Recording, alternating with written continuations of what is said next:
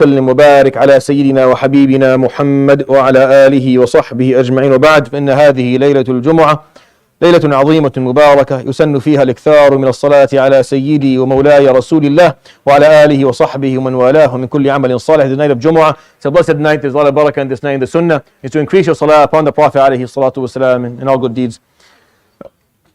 We continue inshallah with the recitation of a hadith from Kitab الشمائل للإمام الترمذي.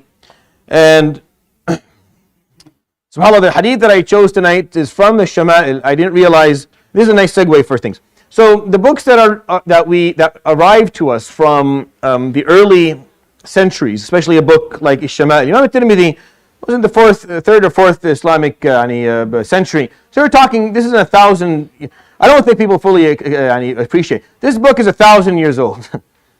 Right? Just take a moment and just think it's 1,000 years old that we're reading. Aside from the Quran, obviously, is the word of Allah. It's infinite, and it's not even, time cannot be applied to it really. But a lot of the books that we sit down and recite are 1,000 years old. I was just teaching a Hanbali Matan, 950 years old. It's 950 years old. That's how old this book is. Still applicable today. Right? So this book is very old. A lot of these books that are old are narrated to us via transmitters, meaning people who memorize them. So not all of the narrations of these books are identical.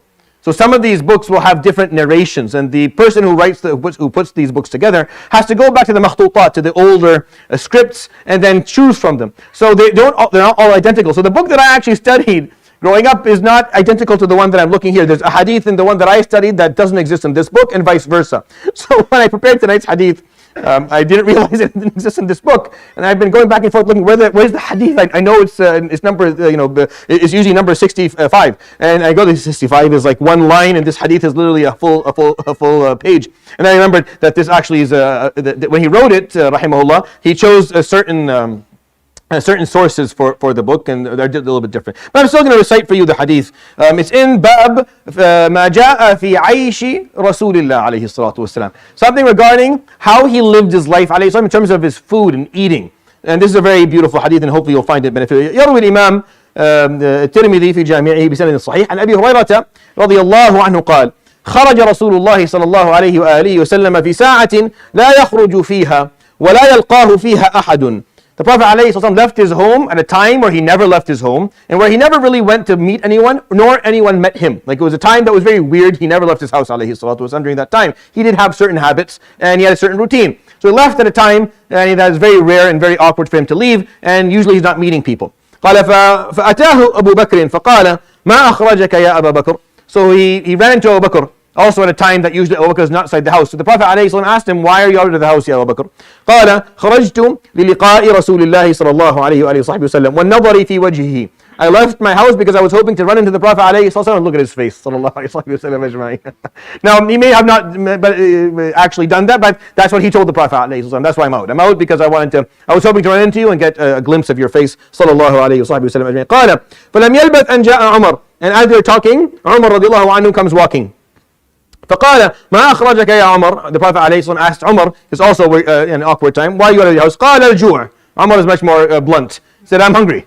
I'm starving. I left the house because I'm starving. قال وأنا the Prophet ﷺ says قال وأنا قد وجدت بعض الذي تجد. And I have found in my stomach similar to what you have found. So the Prophet ﷺ left the house that day because he was hungry. All right? He left his house because he was hungry, alayhi salatu wasalam. That's it. He was hungry. There's nothing in the house to eat. Absolutely nothing. It's not that he didn't like what his wife cooked for him. No. There was nothing in the house to eat. So he walked out of his home.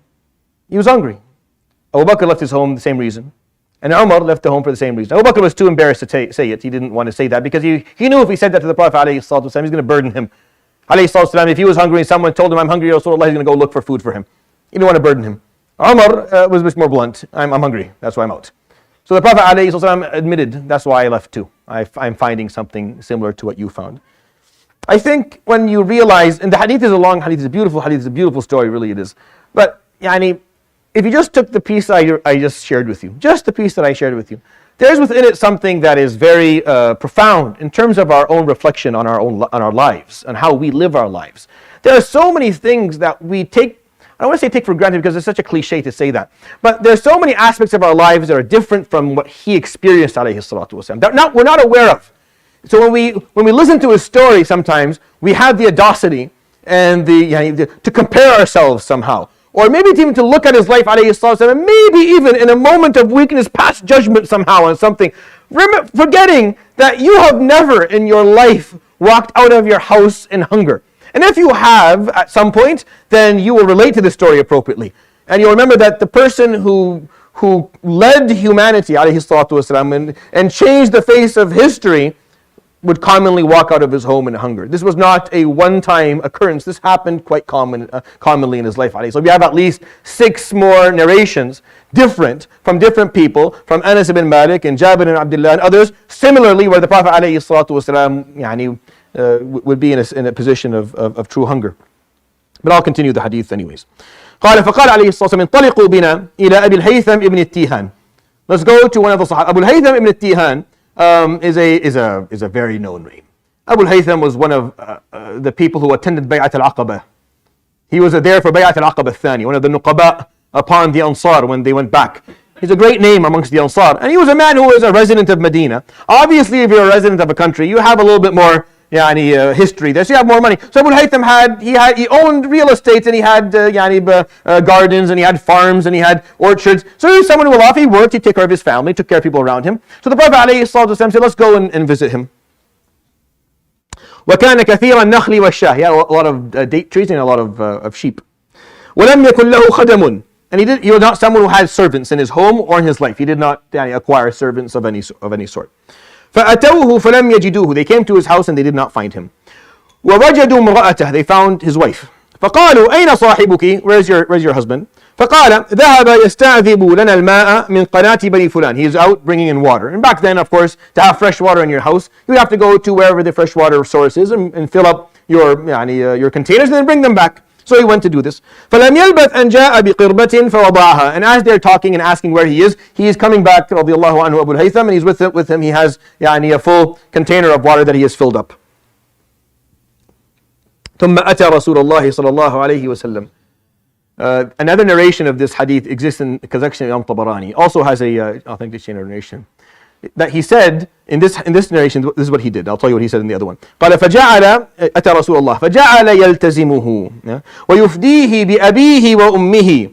He came to him, the Prophet ﷺ, he saw him, and he came and he hugged him, and he wouldn't let him go, and he started saying, فداك أبي وأمي, فداك أبي وأمي. I would sacrifice everything for you. I would sacrifice my family for you in happiness. In another narration, he would come and say, من أكثر حظا مني, ومن أكرم ضيفا مني. Who has a better luck or better guests than I do today? I have Rasulullah and Abu Bakr and Umar coming to my home. I am the luckiest person on the planet. He was very happy, رضي الله عنه, with the visitation. قال انطلق بهم إلى ظل وبسط لهم بساطا ثم انطلق إلى نخله فجاء بقنو فوضعه فقال رسول الله صلى الله عليه وسلم. So he went and he took them to a place where there's where there was shade. He put for them something to sit on, like a carpet of some sort to sit under the shade. And then he went to his nakhl, and he brought some of the fruit that he had there. فقال عليه الصلاة والسلام ألا تنقيت لنا من رطبه. Why don't you choose some of the rutab for us? He's hungry, and but he brought from the nakhl, he brought just like an empty container, and he left it there. So he said, choose for us some of the rutab, and the rutab is the nicest of the dates, obviously. فقال أردت أن تتخيروا من رطبه وبسره. I wanted you to choose with your own hand, ya Rasulullah. So the Prophet ﷺ took it, and he went and he chose from the rutab and the busr, which is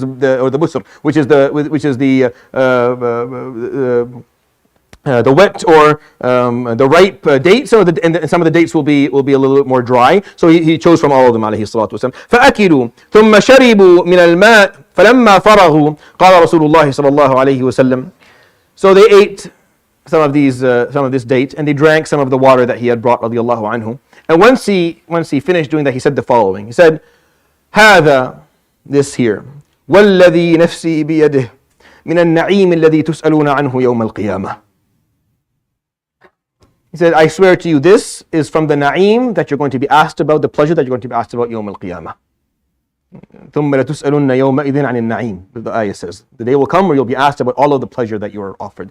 He sat there, عليه الصلاة والسلام, pointing at a little bit of dates and some water that he drank and ate when he was starving. يعني قائد الأمة عليه الصلاة والسلام فداه أبي وأمي, would sit there and say, this is amongst the na'im that we're going to be asked about يوم القيامة. صلى الله عليه وصحبه وسلم أجمعين. He said, هذا الظل البارد والرطب البارد عليه الماء البارد. See this cool shade we're in.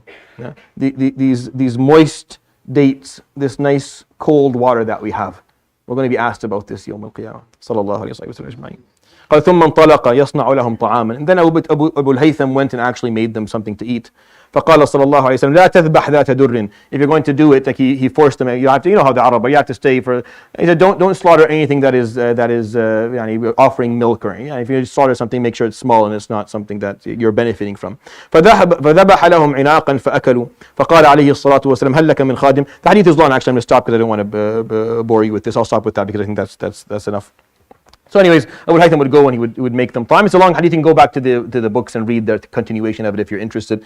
But I think this is the point that that needs to be made. Alayhi salatu wasalam left his home at one point in his life hungry. And so did Abu Bakr and Umar, the two Khalifas that later on followed him in his legacy. And that's why they followed him in his legacy, because they didn't just follow him politically, but they're also very similar to him in their character and how they lived their lives. And the Prophet ﷺ was the type of person who, if he was offered anything good, he saw it as a reason for him to be grateful, and he remembered that he was going to be held accountable for the pleasure that he's finding within it. He didn't look at the empty half or the empty 3/4 or whatever else he could have had and didn't have. He looked at the moment of pleasure that he was in any given second that he was living, and he saw that as a reason for him to be a grateful servant to Allah.